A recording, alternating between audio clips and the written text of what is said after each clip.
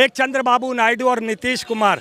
चंद्रबाबू ने 1 लाख करोड़ की मांग की है, उन्हें 70,000 करोड़ का रिफाइनरी ऑयल वो दे दिया है।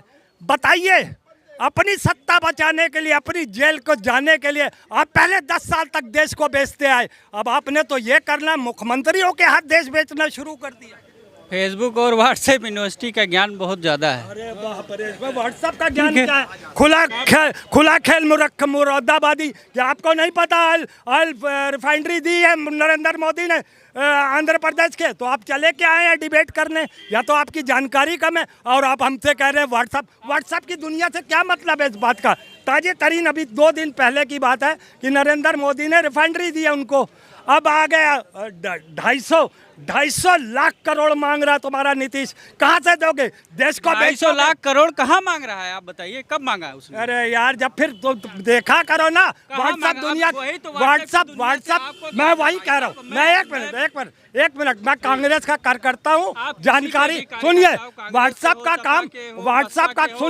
व्हाट्सएप का काम सिर्फ आप लोगों का, हम लोगों का नहीं। हमारी समय जो भ्रम फैलाने का काम है वो आपका है, हमारा नहीं है। काय के लिए हम बार फैला रहे? हम पूरे वो आपका है। तो आइए हम उसको आपका प्रूफ कर देते हैं। कर दीजिए, बस खत्म हो, चैनल पे थोड़ी करेंगे, बाहर आइए हम कर देते हैं। अरे डिबेट तो खत्म होने दीजिए, पहले इनसे तो निपट ले। निपटिए। हम क्या कह रहे हैं, मत निपटिए, इनसे निपटिए। तो इनसे तो हम निपटते हैं, हमारे छोटे भाई, हम तो रोज निपटते हैं इनसे। हाँ, आप रोज डेली आते हैं, ये तो मैं भी देखता हूँ। यहीं खड़े रहते हैं, खाली बात पे विरोध करते रहते हैं, बस और कुछ काम है थोड़ा है। विरोध जो हमारे हक में नहीं होगा, शिक्षा, रोजगार, स्वास्थ्य, नौकरियां, महंगाई, सुरक्षा पर बात की 10 साल से प्रधानमंत्री ने, या योगी ने बात की 7-8 साल से।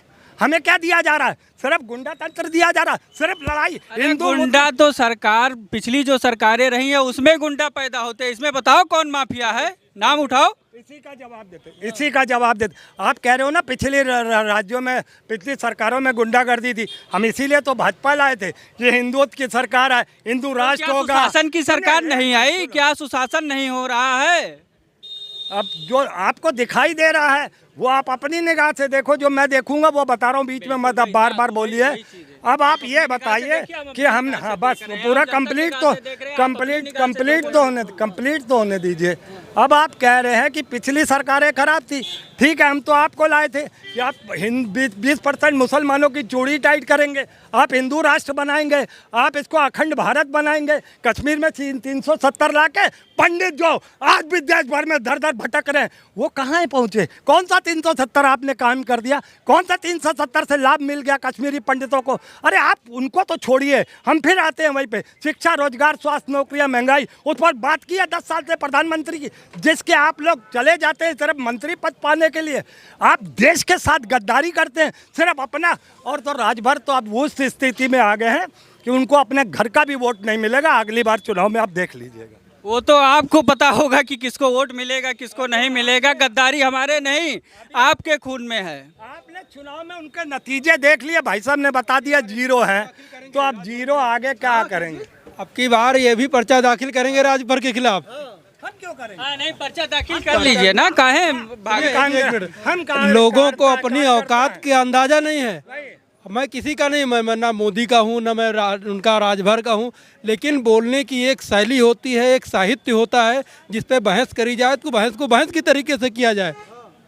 लड़ाई कदाप नहीं होनी चाहिए। एक मैं बोल रहा हूँ, सुनिए। आप अपनी शैली को संभालिए। आप बुजुर्ग हैं, आपका सम्मान किया जा रहा है, उसको साहित्य को भी साहित्य के तरीके से पेश करिए। किसी का हर एक मेरी साहित्य हो गई, राजनीतिक बात कहिए ना, साहित्य क्या हो गई? साहित्य की बात इन्हीं के जैसे लोगों ने राजनीति में इतनी गंदगी पैदा कर दी है कि राजनीति की तरफ अच्छे लोग जाने को 100 बार सोचते हैं। आपने गंदगी फैला। बिल्कुल सही कहा इन्होंने बिल्कुल सही कहा कि भाजपा ने 10 साल में देश की राजनीति को इतना नीचे स्तर पर ला के रख दिया है कि अब लोग, ये भी आम आदमी होंगे शायद, ये भी आज घृणा करते हैं कि अगर हम राजनीति में जाएंगे तो जो हालात देश के भारतीय जनता पार्टी ने कर दिए हैं, आज जो राजनीतिक स्तर इतना गिर चुका है कि बात बात पे सिर्फ और सिर्फ गलत बयानबाजी देना, ये बिल्कुल इन्होंने सही कहा। हम बिल्कुल सच कह रहे हैं। ये सुधार, ये भाषण से सुधार संभव नहीं है। एक बार ये अगर नहीं विधायक के चुनाव लड़ सकते हैं, इनको चाहिए कि अपने क्षेत्र की पार्षदी लड़ लें। असली औकात पता चल जाती है हम जनता के कितने लोकप्रिय हैं। ये पैमाना है। अभी जनता ने जो दिया है यहाँ पर, अभी जनता ने जो वोट दिया है, जो यहाँ पे मतदान हुआ है, जिसका जो रिजल्ट आया है, वो जनता ने बता दिया ना कौन कितने पानी में है। बिल्कुल बिल्कुल। देखो, खामियां जो सरकार की हैं, जनता ने उसको नकारा है। इसको कदाप झुटलाया नहीं जा सकता है। उन्होंने गलती करी, उनको खामियाजा भुगतना पड़ा, लेकिन गलती कितने % करी उतना उनको नुकसान हुआ है। और अगर अब भी नहीं सुधरे तो अगली बार फिर नुकसान होगा। क्या नाम है अपना? मेरा नाम है संतोष पाल। संतोष, ये बताइए जाति जनगणना होनी चाहिए कि नहीं होनी चाहिए? नहीं, बिल्कुल जाति जनगणना होनी चाहिए। स्थिति के आधार पर आरक्षण होना चाहिए। सरकार क्यों मना कर रही है? भाई यही तो बात, सरकार अगर मना करेगी तो इनको जनता बेदखल कर देगी। जाति जनगणना होनी चाहिए कि नहीं होनी चाहिए? बिल्कुल होनी चाहिए। तो बीजेपी के लोग क्यों मना कर रहे हैं? मना कहाँ कर रहे हैं? अब आपको ये भी नहीं पता। जब आपको कुछ पता ही नहीं है तो क्या पूछें आपसे? सदन में कहा गया कि जाति जनगणना के हम खिलाफ हैं। सदन में कहा गया, लेकिन हमारी पार्टी ने कब कहा कि जातीय जनगणना के खिलाफ है? पार्टी क्या है भाई? एक सदस्य, एक जो सरकार है। नहीं है, हमारी पार्टी नहीं है। क्या कैबिनेट में हमारा हिस्सा नहीं है? अरे कैबिनेट में आपका अगर हिस्सा होता तो जाति जनगणना कब हम कराएंगे? अपने पार्टी के उद्देश्यों पे लड़ते हैं। आपकी पार्टी कब जाति जनगणना कराई बताइए आप, डेट बताइए। डेट कैसे हम बता देंगे जब सर अब कह रहे हैं हमारी पार्टी कैबिनेट हिस्सा भी नहीं और डेट भी नहीं बताओगे। उसके लिए लड़ रहे हैं, जातीय जनगणना होगी। आपकी कैबिनेट है, आपकी सरकार है और उसमें लड़ रहे हो। बिल्कुल लड़ेंगे। क्या बात, क्या बात है? बिल्कुल लड़ेंगे। अकबर जी का तो नारा है ना कि जिसकी जितनी हिस्सेदारी उसकी उतनी भागीदारी। ये तो उनका नारा है। कब पूरा होगा? तो अब आए हैं, मंत्री बने। कितने दिन हो गया मंत्री बने हुए? बताइए। शुरू किए, अब मांग होगी।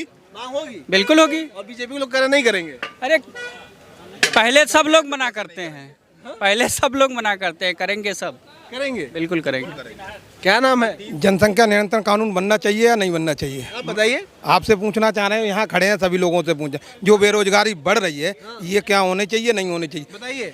बिल्कुल जनसंख्या नियंत्रण कानून बनना चाहिए। बिल्कुल होना चाहिए। इसके विपक्ष में कौन है? सोनिया गांधी ने कही थी हम दो हमारे दो। सरकार किसकी है? सरकार बीजेपी की है, उसके लिए वो भी तैयार है। तो क्यों नहीं बना रहे हैं? नहीं बना रहे हैं, वही तो पूछना चाह रहे हैं हम। अरे आप बताओ। सरकार पूर्ण बहुमत में जी, राज्यसभा में, लोकसभा में, उत्तर प्रदेश में पूर्ण बहुमत में, तो रोका कौन है? बना दो। नहीं तो वो मंत्री जी से आप पूछिए ना, क्यों ना बना रहे हैं? जनसंख्या दिवस के अवसर पर पूरे भैया कांग्रेस के इंदिरा गांधी जी ने जनसंख्या नियंत्रण कानून लाई थी, उसको भारतीय जनता पार्टी हत्या दिवस के रूप में मनाने जा रही है।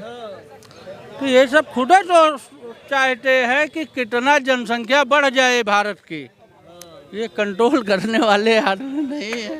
देखिए भैया, पूरा लाओ लबाब क्या है और पूरा मामला क्या आप समझ गए? आपको क्या लगता है कमेंट करके बताइएगा। नमस्कार।